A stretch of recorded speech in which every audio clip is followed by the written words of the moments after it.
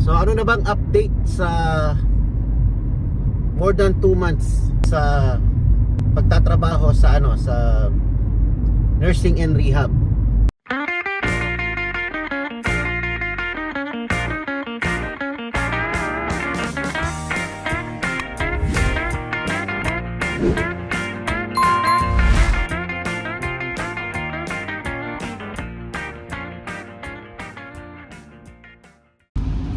Lakas ng ulan mga paps. Ayan, nagatid lang tayo ng ating mga service.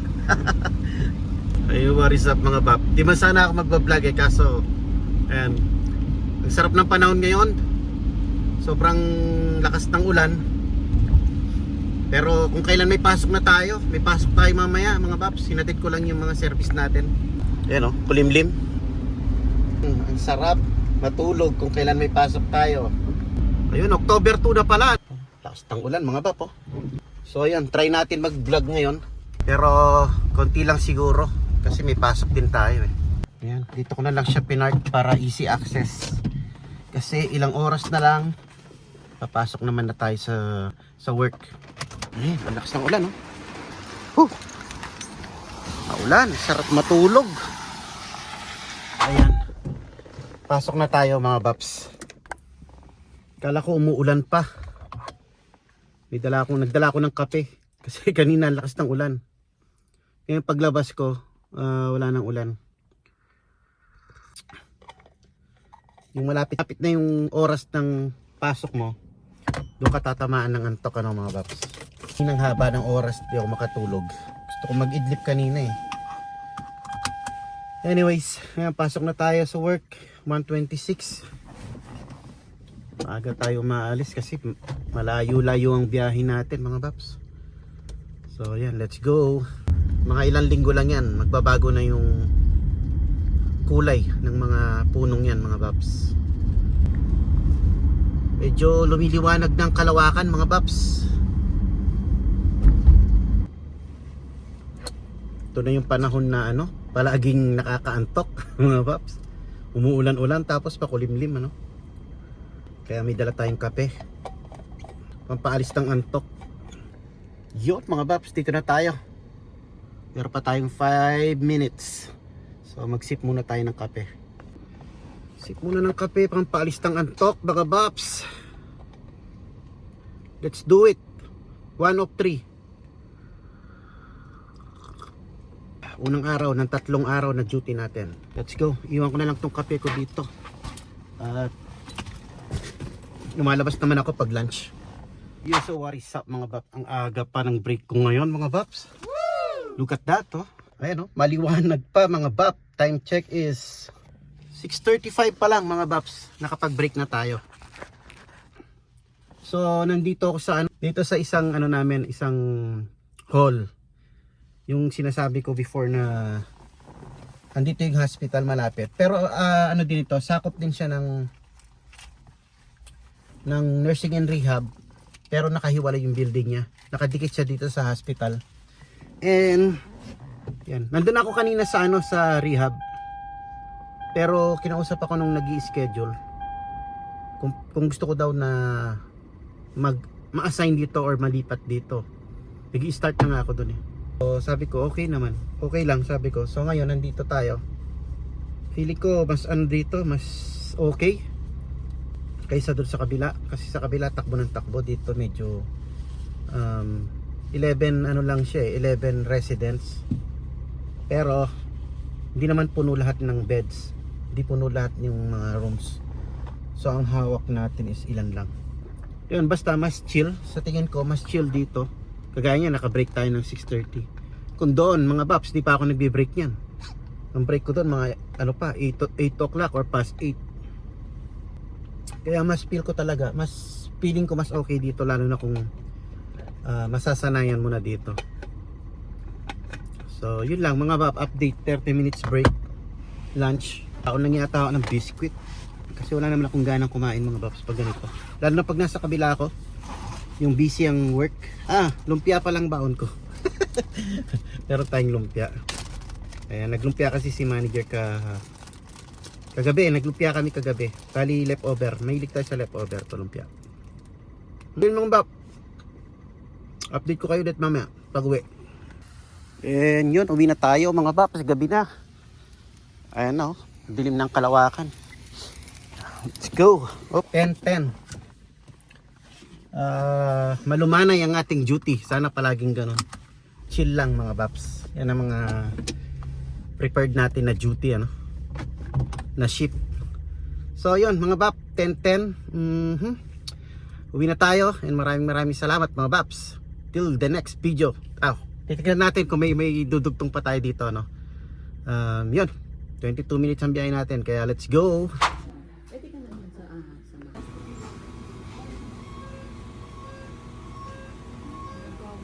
sama. Sabi niya. Basta like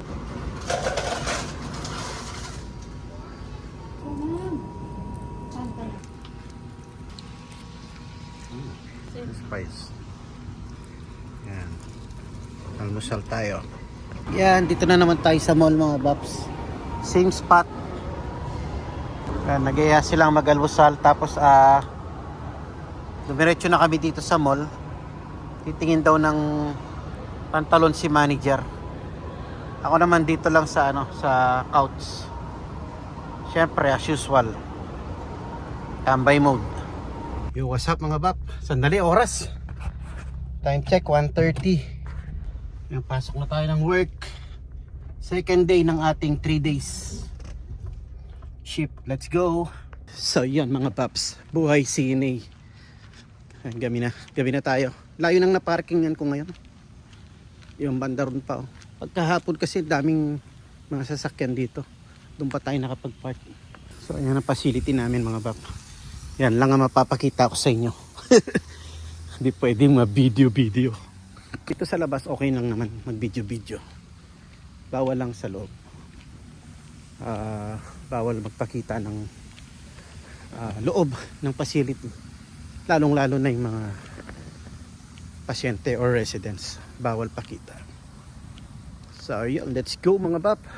Second night natin. And tomorrow last night. Let's go. Palang si Tito Bap. Layo. Yun, magandang umaga mga babs. Sabado. Ayan, kaka-drop off lang natin kay manager dito sa kanyang work. And tayo naman may pasok pa tayo mamaya, last day of work. Woo! Last day of work and then day off na naman ng 4 days. 3 of 3 na tayo. Di muna tayo mamamasada ngayon mga babs. Medyo total day off na natin bukas. Baka bukas lalabas tayo. Mag-Uber lift tayo. Ayun, pagod kagabi mga babs. Doon ako sa rehab. Mabuti nung first day natin, doon tayo sa sa transition. Ano bang tawag doon? TCU. Transition Care Unit ang tawag nila. Para sa akin mas easy doon kasi mas less ang resident or patient. Although mas full assist, pero mas easy. Kasi nga konti lang ang pasyente. Nung Thursday, doon ako na-assign 9 patient lang. Yun nga lang, meron COVID case. So may isolation room kami doon. 2 yung COVID patient. So ano na bang update sa more than 2 months sa pagtatrabaho sa sa nursing and rehab? So yun, ang update is medyo nakaka-catch up na ako mga babs. Yung katawan natin pagod, pagod. Pero pagtapos naman ng trabaho, nakapagpahinga ka na, nawawala na yung pagod. Pero yung nandun ka talagang mararamdaman mo yung pagod. Lalo na pagka nasa after dinner or before dinner hanggang after dinner. Ayan, mararamdaman mo na. Tsaka talagang bilisan. Kailangan mong gumalaw ng mabilisan. Hindi ko lang alam kasi kapag ginawa mo talaga yung full na mo, yung dapat mong gawin, mapapagod ka talaga. Pero di natin maaalis kasi yung mga iba nagsushortcut. Ayun, tawag doon. Hindi rin natin sila masisisi dahil nga sa sobrang dami ng naka-assign na resident. Minsan talaga may time or di mo maiiwasan na mag-shortcut. Kasalanan nila yun, di kasalanan ng CNA yun mga babs. Syempre isa lang katawan natin, di naman lahat pwede natin asikasuin ng ng matagal, like halimbawa kahapon meron akong feeder or dependent sa mga hindi nakakaalam. Meron tayong dependent feeder ang tawag, so kailangan silang i-assist, pakainin. Meron akong 3 kahapon, and napakatagal kumain ng mga yan mga babs, kasi nga feeder, nahirapan silang lumunok. Although naka-puree na sila, matagal silang lumunok kahit puree na. So ang siste mga bab, magtatagal ka doon sa room na yon, sa patient na yon, pero hindi pwedeng mag-spend ka ng whole 1 hour mo doon, dahil nga hindi lang yun ang pasyente mo mga bab, hindi lang yun ang ina-assist mo. So kailangan mong i-shortcut, yun ang tawag doon. Kahit di pa siya tumitigil sa kasi malalaman mo naman minsan kapag sinusubuan mo ayaw na nila. Minsan nakakapagsalita naman sila, minsan naman di na bubukas ang kanilang mga bibig. So yun ang sign mo na okay na. And minsan naman gusto pa nila pero kailangan mo nang i-cut, kasi kailangan mo pa lumipat ng room para matulungan mo naman yung ibang pasyente. So yun sinasabi kong shortcut mga bab. Pero kung syempre kung tama lang yung patient ratio, magagawa mo lahat yun. Yun ang problema sa mga facility, sa mga nursing home. Ayan. What else? So about regarding naman sa work nga, nung una medyo na-overwhelm tayo. Kasi nga hindi tayo sanay na mga ganon, hinahawakan mo resident or patient is 15, pinakamababa 9, sometimes bibigyan ka ng 18. Siguro 2 beses pa lang naman ako nabigyan ng 18, mostly 15, 12, pinakamababa 9. Pero yung 9 na yun mga babs, 15 pa rin yun, kaya lang minsan yung iba is independent, so parang nagiging 9, pero 15 pa rin kasi kailangan mo pa rin silang silip-silipin, kailangan mong tanungin kung may kailangan sila. Yun, pero yun ang update so far. Medyo nakaka-catch up na tayo, medyo nasasanay na tayo, kumbaga nai-immune na tayo sa ganun na setup. Kaya yung mga bago mga babs, yan advice ko, tsagaan nyo lang, kasi sa una talaga masya-shock kayo, ma-overwhelm kayo sa mga bagong CNA lalo na pag napunta kayo sa mga nursing homes. Talagang masya-shock kayo.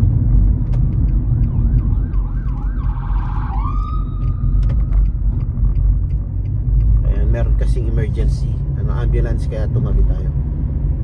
Nasaan na ba tayo? Ayun, tsagaan nyo lang. Pero pag hindi talaga para sa inyo, hindi nyo feel, hanap kayo ng iba. Marami naman opportunities ang CNA mga babs.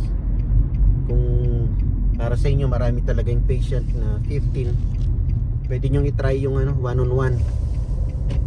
May mga agencies na magbibigay ng one-on-one, may mga agency na pwede nyo applyan, na bibigyan lang kayo ng isang pasyente. Yun nga lang, ang setup nun mostly is sa home. Pero di naman yata sa hospital, parang ganon, or sa facility, parang pupunta ka ng facility tapos isa lang ang alaga mo. Yun, pwede kayo doon sa mga ganon. So depende sa gusto nyo, hanapin nyo kung saan yung hanapin mo kung saan yung komportable ka. Ayun, kasi tayo, ako kasi na-try ko na yung one-on-one, na-try ko na yung facility. So para sa akin sa ngayon hindi ako para sa one-on-one. Pero siguro darating yung point, darating yung time na yung katawan natin is hindi na tayo pabata mga paps, ano. Darating yung time na hindi ko na rin kakayanin yung 15 patient or 15 residents. Yun, baka nag-transition din ako sa one-on-one. O kaya sa mga 6 patient kagaya nung dati kong pinagtrabahuan, ano. Mas chill. Pero ngayon hanggat kaya ko, siguro dito muna ako.